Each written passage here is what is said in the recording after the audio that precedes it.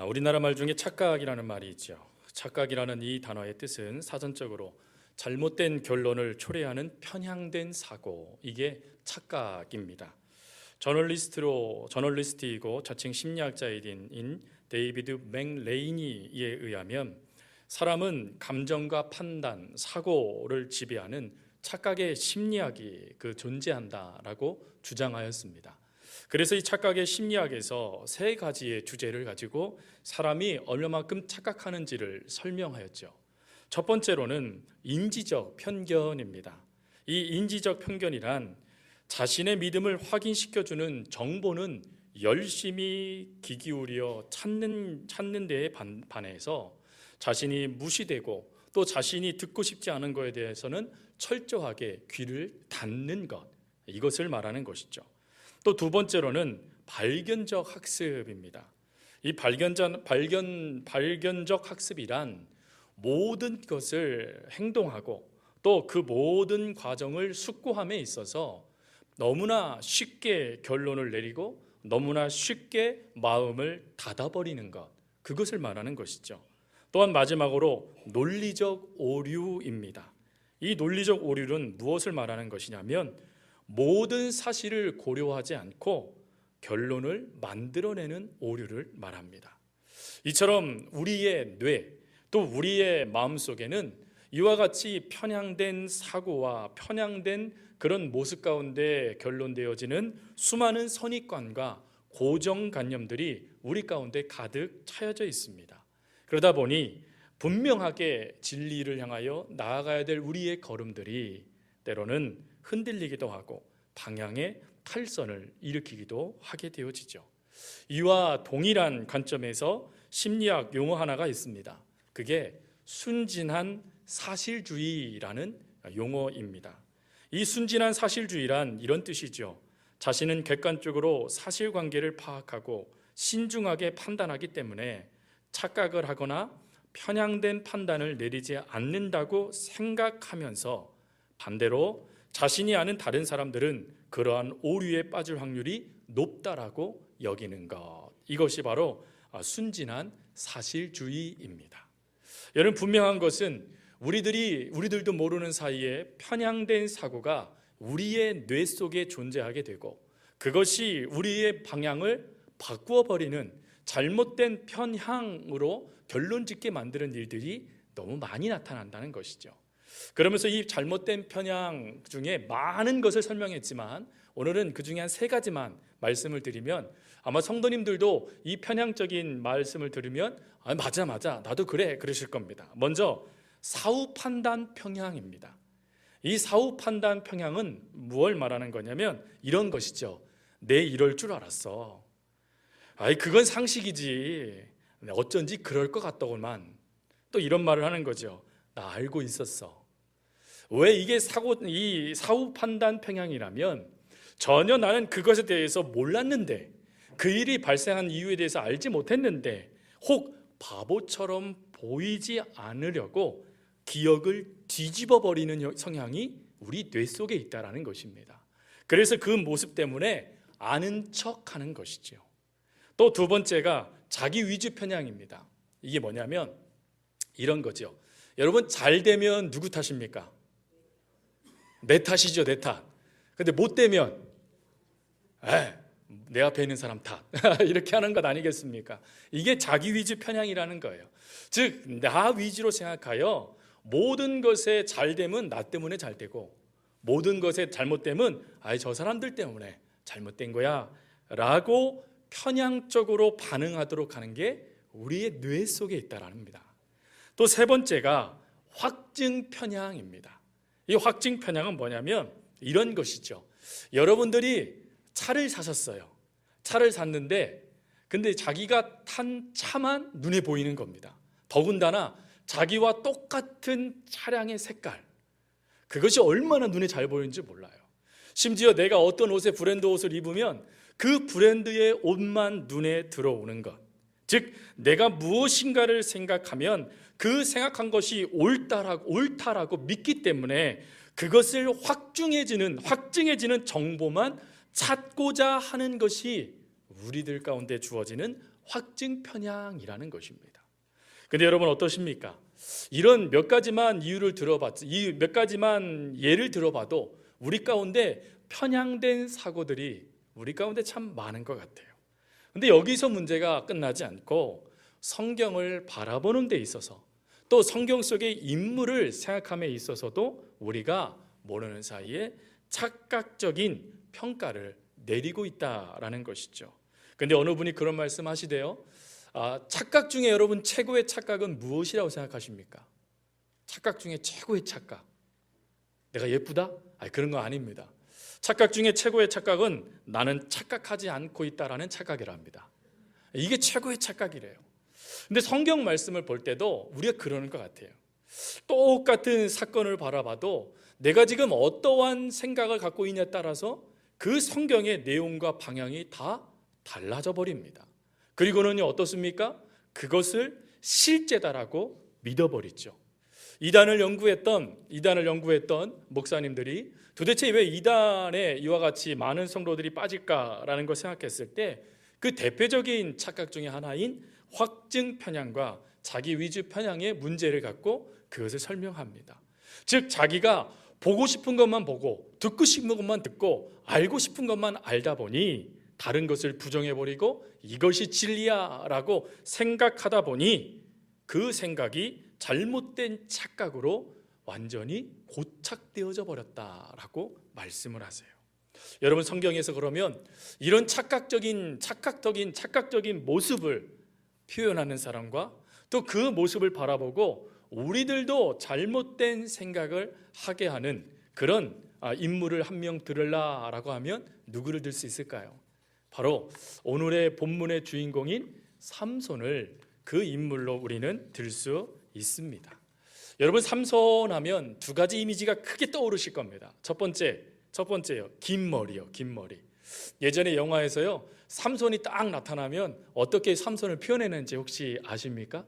바람이 확 휘날리면서요. 삼손이 머리카락이 쫙 펼쳐지면서요. 삼손이 탁 힘있게 막 뛰어오는 모습으로 영화를 표현했습니다. 근데 그러나 그것은 사실은 조금 잘못된 겁니다. 그 당시에 나시린의 특징이 하나가 있었습니다. 예전에는 선지자들의 특징 중에 하나가 여러분 선지자 중에 엘리야를 향하여 대머리다 그랬잖아요. 근데 그 당시에 선지자들이 소갈머리가 없었답니다. 그것만 이렇게 파냄을 통해서 선지자라는 것을 눈으로 직접 볼 수 있도록 표를 했다라는 것이죠. 근데 그러면 나시린은 어땠느냐? 나시린은 규례 중에 머리를 깎지 않되 머리를 따게 돼 있다라고 합니다. 그래서 총 7가닥 완벽하신 하나님을 상징하는 7가닥으로 머리를 기르게 되어 있었다라고 하죠.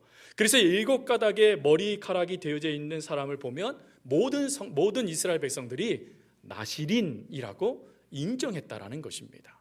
근데 이 7가닥의 머리카락을 주렁주렁 기르고 곱게 딴 삼손, 근데 그가 머리카락만 이렇게 곱게 딴 게 아니라 그의 인생을 보면 참 초인적인, 요즘에 영화에 보면요 초능력 가진 사람들의 모습들을 많이 영화에 나타나지 않습니까? 그런 모습을 보여주는 모습이 이 삼손에게도 나타나죠.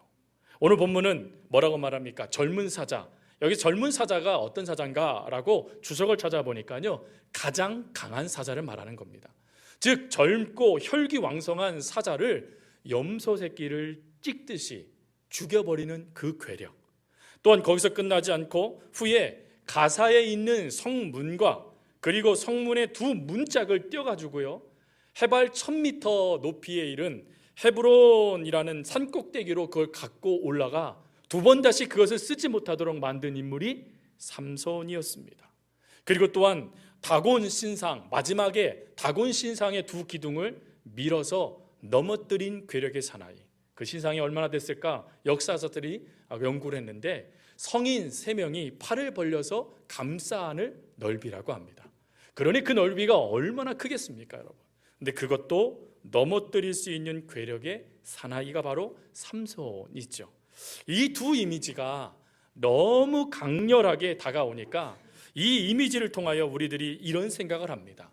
삼손이 머리를 자르지 않아서 그의 힘의 능력을 가지게 됐다. 근데 이 머리카락을 자름을 통하여서 그의 힘을 잃어버리게 됐다라고 말이죠. 여러분 어떻습니까? 이 말씀이 맞을까요? 틀릴까요?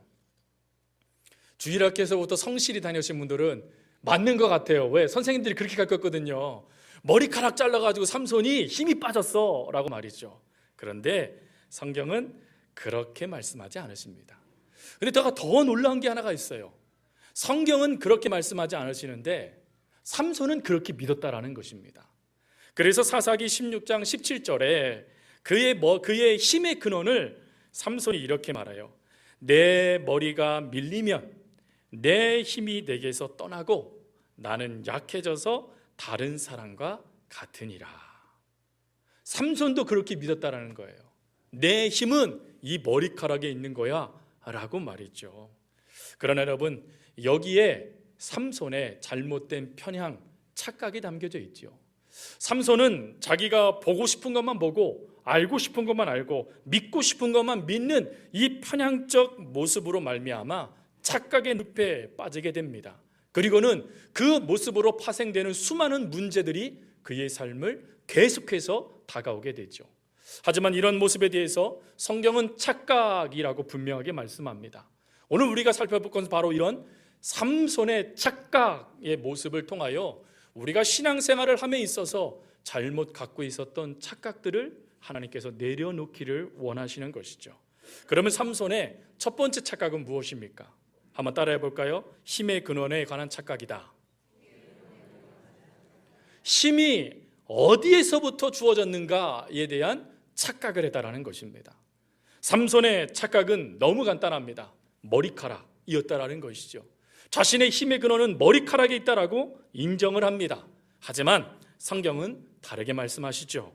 사사기 13장 24절부터 25절에 이렇게 되어져 있습니다. 아이가 자라매 여호와께서 그에게 복을 주시더니 소라와 에스다올 사이 마하네단에서 여호와의 신이 비로소 그에게 감동하시느니라. 여기서 여호와의 신이 감동하다라는 이 감동이라는 이 단어의 뜻은 강하게 밀다 또는 몰아넣다라는 뜻입니다. 즉 하나님께서 삼손에게 강한 힘을 몰아넣어 주셔서 삼손에게 강한 힘을 밀어넣어 주셔서 삼손이 괴력의 사나이 초인적인 능력을 발휘하는 그 역사들이 나타난 것이다 라고 말씀하세요. 또한 여기서 끝나지 않고 오늘 본문 6절 말씀해 보십시오. 6절 말씀에 그가 젊은 사자를 찢어 죽이는 이 사건에 성경은 이렇게 말하지요. 먼저 말씀하시는 말씀이 여호와의 영이 삼손에게 강하게 임하니 라고 되어져 있어요. 먼저 여호와의 영이 먼저 임하게 되니까 찢게 되어지는 괴력이 발생된 것이죠.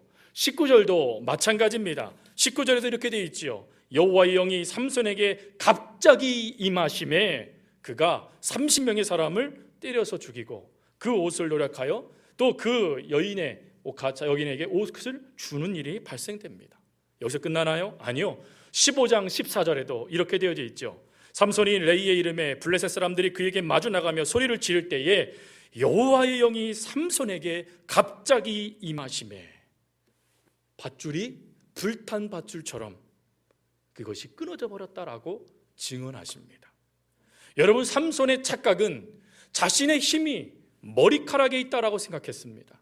하지만 성경은 우리들에게 말씀하시는 것은 삼손의 초인적인 힘은 여호와의 영이 삼손에게 강하게 역사하셨기 때문이다라고 증언하고 계십니다. 즉 힘의 근원은 머리카락이 아니라 하나님이셨다라는 것이지요. 사랑하는 성도 여러분, 이 모습이 이 사사기의 마지막 배웠던 16장 19절부터 20절 이 삼손의 마지막 부분에 그가 잡히게 될 때도 뭐라고 표현되어 있습니까? 여호와께서 이미 자기를 떠난 줄을 깨닫지 못했다라고 기록해 놓습니다. 즉 깨닫지 못하니 하나님의 영이 하나님의 힘이 나와 함께 하심으로 내가 괴력의 사나이가 된 것이라는 것을 그가 깨닫지 못하니 한순간에 허망한 인생이 되어져 버리는 삼손을 성경은 그대로 우리들에게 말씀해 주세요. 왜 이 삼손에게 이런 모습이 나타났을까요? 여러분, 사사기의 전면에 많은 사사들과 이스라엘 백성들을 이야기하면서 고발하면서 성경이 한 줄로 그들의 죄를 요약한 것이 있죠. 그게 뭡니까? 각자 자기의 소견에 옳은 대로 행하였더라. 즉 내가 모든 것을 판단하고 내가 주인공인 시대에 삼손이 살아가다 보니 나시린임에도 불구하고 하나님을 놓쳐버리고 하나님의 역사와 하나님의 힘을 인식하지 못하는 사람들과 별반 다르지 않는 그런 인물이 되고 만 것이죠. 이것이 삼손의 착각입니다. 그리고 두 번째 삼손의 착각은 무엇입니까? 사명의 본질, 내가 왜 나시린이 되었는가라는 본질에 관한 착각입니다. 여러분, 삼손이 어렸을 때부터 부모로부터 두 가지 교육을 받지요. 첫 번째 교육은 무엇입니까? 너는 하나님의 사람이다 라는 나시린에 대한 교훈입니다.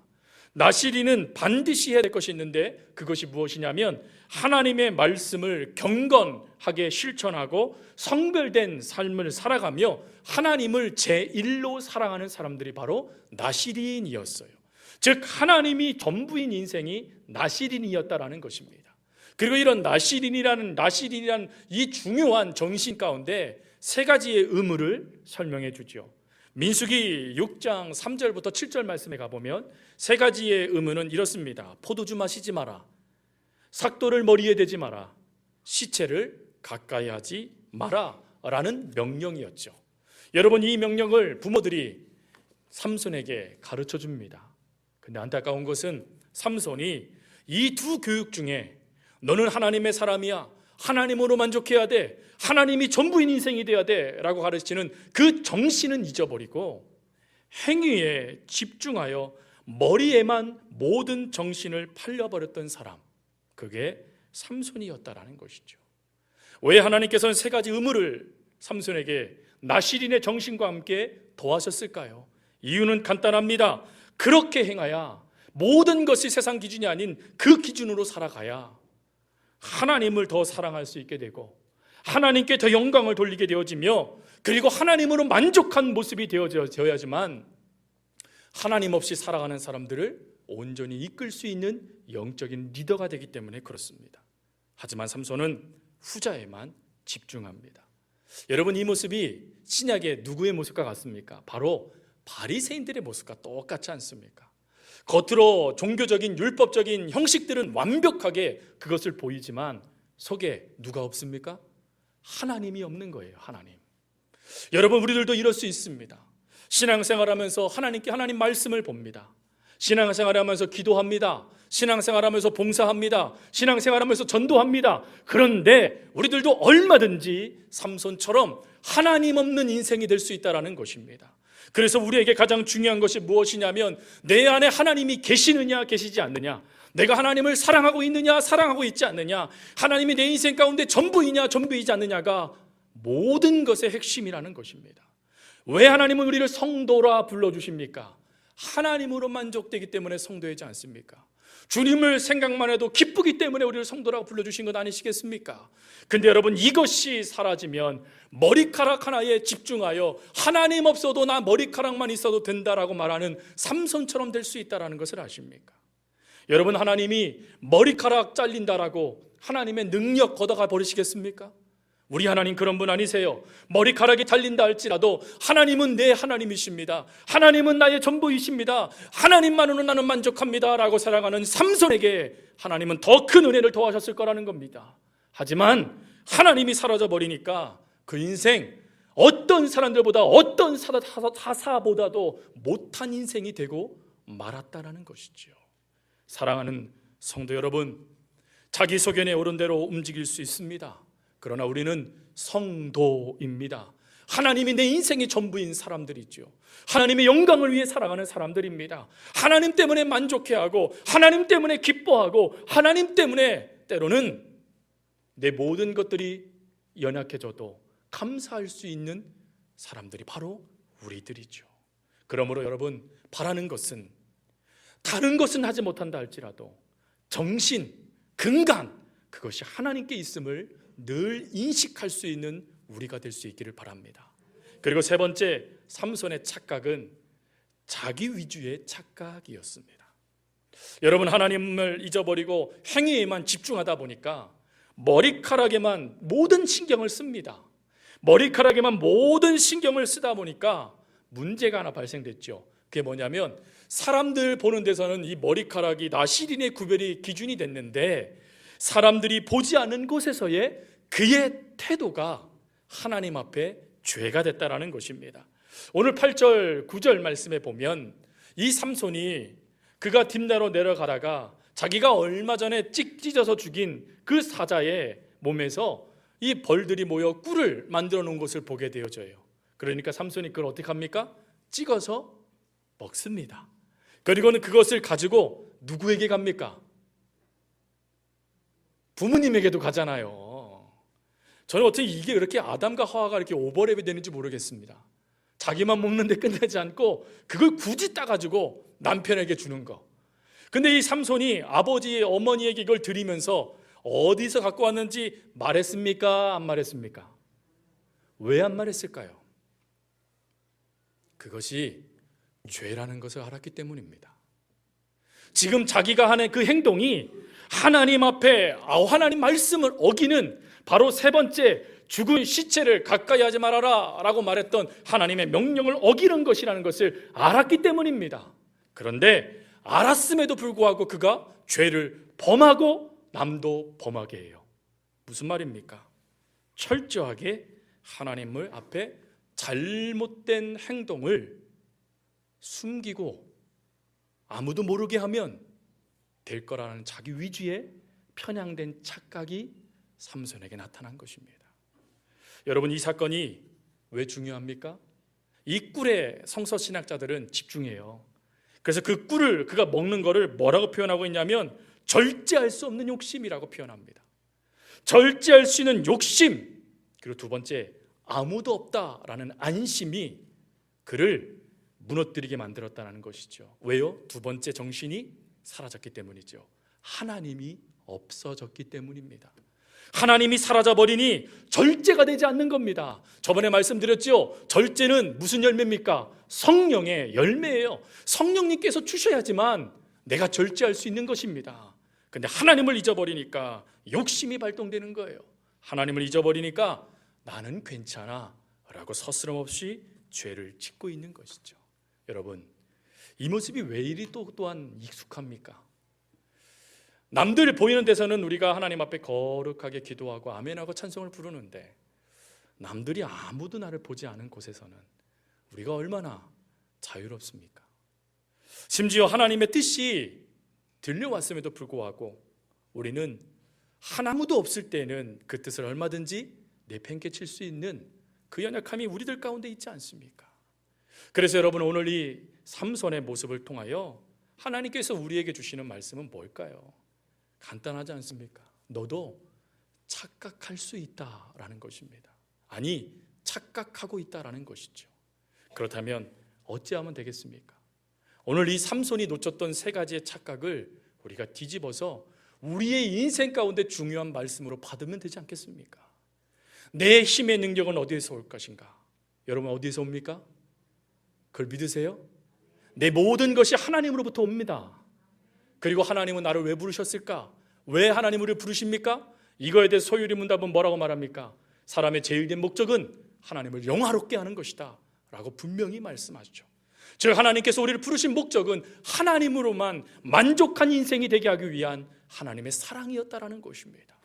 또 우리가 삼손처럼 자기 위주에 빠져있는 그 생각을 내려놓고 주의 십자가 앞에 내려놓고 주님의 말씀을 붙잡는다면 어떠한 역사들이 일어날까요? 하나님이 머리카락이 아닌 그 중심에서부터 힘을 삼손에게 밀어넣어 주셨듯이 우리 인생 가운데도 하나님 그렇게 해주시지 않으시겠습니까? 하나님은 우리의 힘이십니다.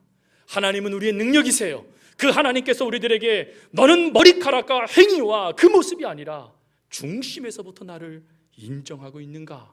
라고 물으신다라면 우리 성도님 모두가 다 예 하나님, 제 삶은 부족하고 제 삶은 연약하고 때로는 삼손과 같은 착각에 늪에 빠지는 연약한 인생이라 할지라도 저는 그래도 하나님을 사랑합니다.